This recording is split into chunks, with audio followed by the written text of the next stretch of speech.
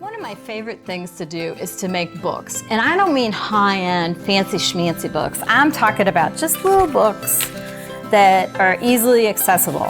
They're easy and quick to make, and I just find it so gratifying to have these books on hand so that I may take them with me when I travel or use them in the studio for any purpose, such as journaling or even as a gratitude journal or whatever you might want.